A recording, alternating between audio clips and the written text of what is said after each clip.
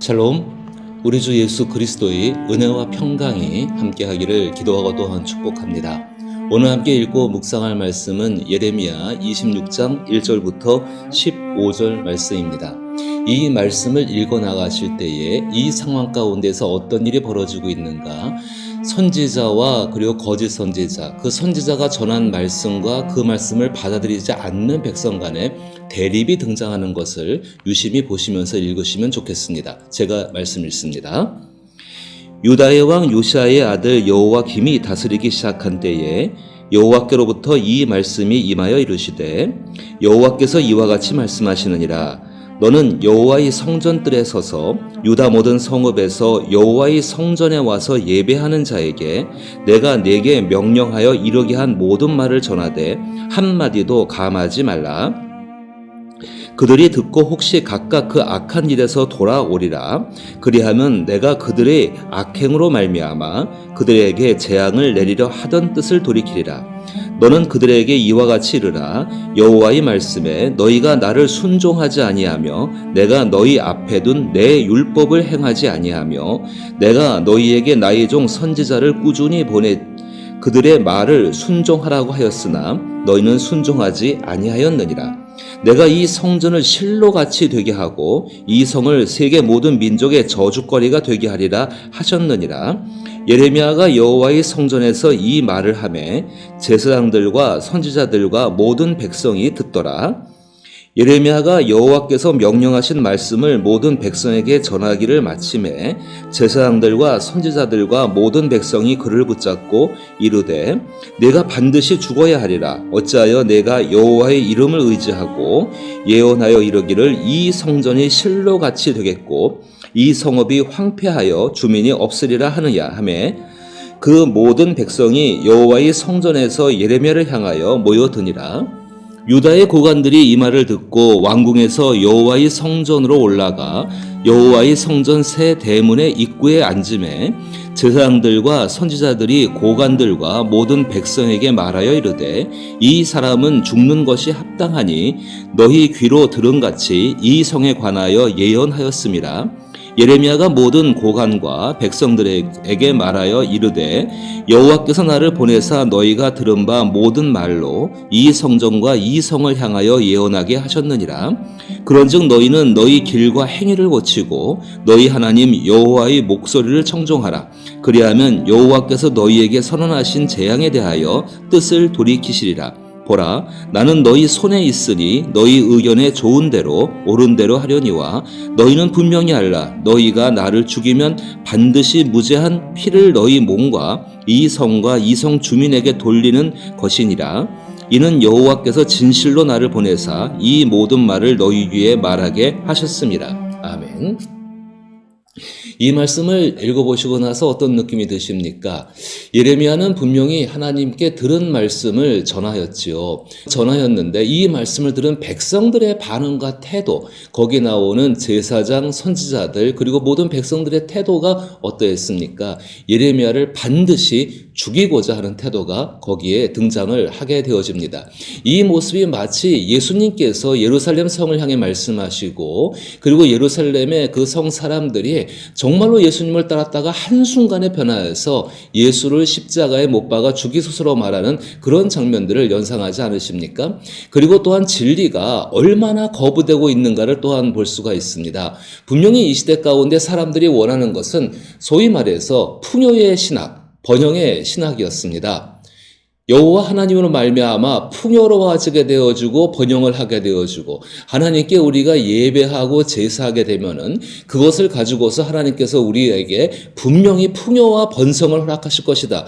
모든 바벨론의 침략이 문제가 아니라 하나님께 어떻게 제사하고 어떻게 예배하는가, 정말 맞는 말인데 그 말 가운데는 교묘한 속임수 한 가지가 포함되어 있습니다. 하나님이 인격적이신 하나님이시고 하나님의 뜻을 거부하게 되면은 아무리 우리의 행위가 옳다고 하여도 그 행위가 결코 옳을 수 없는 것이 당연한 것인데 이스라엘 백성들은 그것을 왜곡하고 있던 것이었지요. 그 왜곡하는 일 맨 앞장선 사람들이 누구냐면 바로 제사장들이었고 선지자들이었고 그리고 백성들의 고관들이었고 그들의 장로들이었고 그 말을 전하는 사람들이었습니다. 오늘 이런 현상들이 예수님의 시대나 우리의 시대에 어떻게 나타나고 있는가? 자, 목회와 설교가 무엇인가를 생각해 보십시다. 목회는 분명히 그 백성들, 하나님께 속한 사람들을 죄 가운데 건져내서 하나님께 속한 삶을 살게 하는 것이 목회라고 저는 생각을 합니다. 그러면 설교는 무엇이겠습니까? 그 가운데에서 그 목회, 하나님께서 그들과 함께 살아가시고 그들을 건져내시고 함께 살아가시는 것을 위해서 하나님의 뜻이 무엇인지를 전하는 것이 바로 그 목회 또 설교의 모습이라고 말씀을 드릴 수 있을 것입니다. 오늘 2절 말씀에 하나님께서 예레미야에게 이렇게 말씀하십니다. 여호와께서 이와 같이 말씀하시느니라. 너는 여호와의 성전뜰에 서서 유다 모든 성읍에서 여호와의 성전에 와서 예배하는 자에게 내가 네게 명령하여 이르게 한 모든 말을 전하되 한마디도 감하지 말라. 그들이 듣고 혹시 각각 그 악한 일에서 돌아오리라. 그리하면 내가 그들의 악행으로 말미암아 그들에게 재앙을 내려 하던 뜻을 돌이키리라. 분명한 것이 선포되고 있지 않습니까? 하나님의 뜻이 무엇인가? 이것은 백성들을 갖다가 괴롭히는 것이 하나님의 뜻이 아니라 이 백성들로 하여금 올바르고 제대로 된 길을 살게 하는 것이 하나님의 뜻입니다. 분명히 선지자를 통해 전달된 말, 지금 말하면 설교일 것입니다. 그 설교, 하나님 말씀을 한마디도 가감없이 전함으로 말미암아서 그들이 듣고 혹시 각각 그 악한 데서 돌아오리라. 그들이 듣고 혹시 각각 그 악행에서 돌아오리라. 한 번의 구령, 한 번의 영혼을 구원하는 회개를 하는 그런 것이 아니라 그들의 삶을 하나님 말씀 가운데에 하나님 뜻을 전함으로 말미암아 그 뜻 가운데 비추어지게 하고 그것을 통하여서 자기의 삶을 변화시켜서 하나님 앞에 돌아오게 하는 것이 바로 설교의 가장 강력한 기능이 되게 될 것입니다.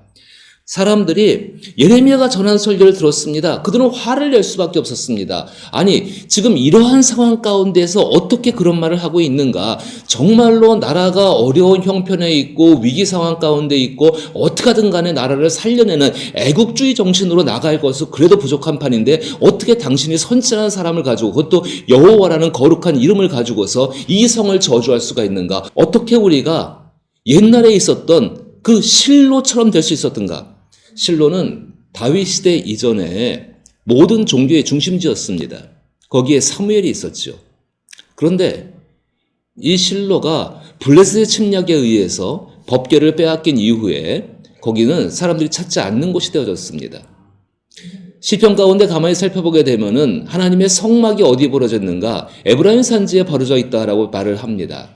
정말로 이렇게 실로가 있던 그 자리에 한마디로 여기가 쓰레기 더미가 된 것입니다. 사람들의 관광지가 되어지고 좀 심각한 말로다가 거기가 똥걸음을 치우는 장소가 되어졌다고 합니다. 이런 말을 들으니까 예루살렘 성 사람들이 어떻게 했습니까? 어떻게 그런 일이 일어날 수 있는가? 무슨 근거로 그런 일이 하는가? 근데 그것이 예레미야는 하나님께서 그렇게 말씀하신다라고 말합니다.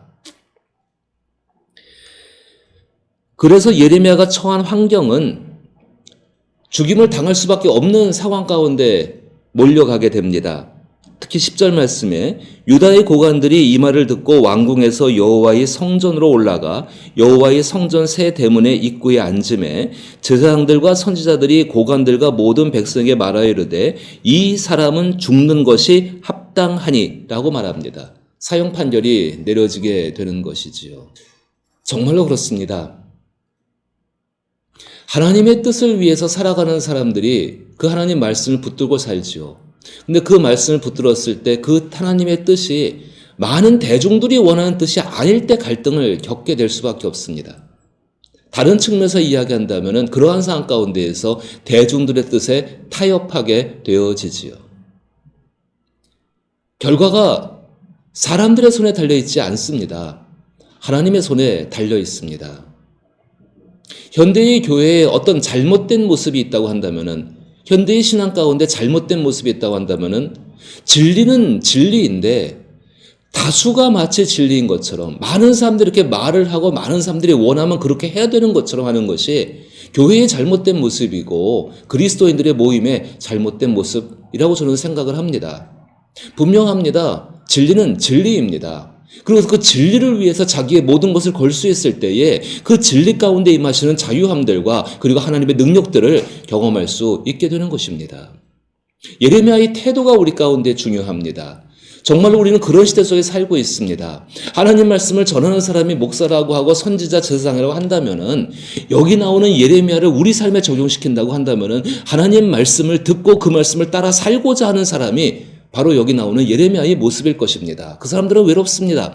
하지만 그 태도, 정말로 예수 그리스도께서 나를 따라오는 사람들이 나와 복음을 위하여 자기의 생명을 내어놓으면은 하나님이 주시는 영원한 생명을 얻는다라고 말씀하십니다. 거기서 생명은, 자기의 생명은 한계가 있는 제한적인 육체적인 70년, 80년을 살 수 있는 그 육신의 몸일 것입니다. 그리고 예수가 주시는 생명은 영원한 생명입니다. 예수께서는 그 태도를 우리 가운데 결정하라고 말씀을 하시는 것입니다. 예레미야가 분명한 그 길을 말씀합니다. 자, 12절 말씀에 예레미야가 모든 고관과 백성에게 말하여 이르되 여호와께서 나를 보내사 너희가 들은 바 모든 말로 이 성전과 이 성을 향하여 예언하게 하셨느니라. 그런즉 너희는 너희 길과 행위를 고치고 너희 하나님 여호와의 목소리를 청종하라. 그리하면 여호와께서 너희에게 선언하신 재앙에 대하여 뜻을 돌이키시리라. 분명한 하나님의 뜻을 전합니다. 그것은 청종하라는 것입니다. 마음에서 듣고 공감하고 그리고 그 마음에서부터 이해하고 그 이해한 것을 이루기 위해서 자기 자신을 희생하는 삶을, 그래서 그 말씀을 실천하는 삶을 살라고 말을 합니다. 분명히 주 예수께서도 이 말씀을 읽고 듣고 지키는 자가 복이 있다라고 우리 가운데도 분명하게 복음서 가운데 말씀을 해주고 계십니다. 그리고 그 다음에 예레미야의 태도입니다. 보라, 나는 너희 손에 있으니 너희 의견에 좋은 대로 너희 옳은 대로 하려니와. 예레미야는 자기의 상황에 대해서 변화시키려고 하지 않습니다. 그 상황을 그대로 인정합니다. 그것이 하나님 때문에 주어진 상황이기 때문에 그 상황을 바꾸려 하지 않습니다. 그 가운데 분명한 것은 자기 자신이 누구를 향해서 어떤 태도를 취하고 있는가. 예레미야는 분명히 예수 그리스도의 말씀 그대로 하나님을 향해서 자기의 생명을 내어놓고 하나님이 주시는 놀라운 생명을 얻으려고 하는 그 태도 가운데 분명히 서 있습니다. 이것은 굉장히 우리 가운데 도전적인 일일 수밖에 없고 두려운 일이 될 수밖에 없을 것입니다. 하지만 우리가 믿음이 있다면 그 믿음 안에서 이 확실한 결과를 보고 따라갈 수 있습니다. 그래서 예레미야는 15절 말씀에 너희는 분명히 알라. 너희가 나를 죽이면 반드시 무죄한 피를 너희 몸과 이성 주민에게 돌리는 것이니라. 이는 여호와께서 진실로 나를 보내사 이 모든 말을 너희 위에 말하게 하셨습니다. 예레미야는 자기를 보낸 사람이 하나님인 것을 분명하게 선언합니다. 그 선언 속에서는 분명한 확신을 갖고 믿음을 갖고 선언하고 있는 것입니다. 그 믿음 깊은 곳에서는 이 말씀을 따라가게 되면은 하나님의 영원한 생명 가운데에서 하나님의 뜻을 이루는 것을 내가 반드시 보게 될 것이다. 오늘 이 시대를 살아가는 그리스도인들, 저를 포함해서 많은 성도분들이 정말로 하나님 말씀을 따라가기 위해서, 그 뜻을 쫓아가기 위해서 얼마나 자기 자신을 희생하고 있는가, 그리고 그 하나님 일에 동참하는 일에 우리는 얼마나 열심을 내고 있는가. 그러나 주의할 것이 있습니다. 그것이 여기 나오는 대다수가 원하는 것이 아니요, 생명을 구원하기 원하시는 하나님의 뜻에 어떻게 우리는 순종하고 있고 그분과 어떤 사귐을 가지며 살고 있는가를 우리는 생각을 하면서 또 그 길을 가기 위해서 결심을 새롭게 해야 한다는 것입니다. 하나님께서 어떻게 하셨을까요? 예레미야를 이 죽음의 상황 가운데에서 그냥 죽게 놔두셨을까요? 아닙니다. 하나님의 놀라운 일하심은, 정말로 그 놀라운 일하심은 예레미야를 이 상황 가운데에서 여전히 하나님이 보내신 선지자로 살게 했습니다. 현대의 그리스도인들이 하나님 말씀을 따라 살고자 할 때, 그 선한 뜻을 쫓아 살고자 할 때에 하나님께서는 갈 길들을 알려주시고 그 길을 걸어갈 수 있는 힘과 용기와 지혜들과 또 놀라운 것 미리 예비하시는 은혜로 말미암아서 하나님께서 총명과 그리고 사람들과 그리고 모든 환경들을 바꾸어 가십니다. 그 선하신 하나님의 역사를 믿으며 오늘도 진리의 말씀에 서서 비록 내가 소수가 된다 할지라도 그 소수 가운데에 함께 계시는 하나님과 하나님의 나라와 그 나라를 이루신 예수 그리스도와 그것을 완성시켜 가시는 성령과 함께 동행할 수 있기를 나사렛 예수 이름으로 축복합니다.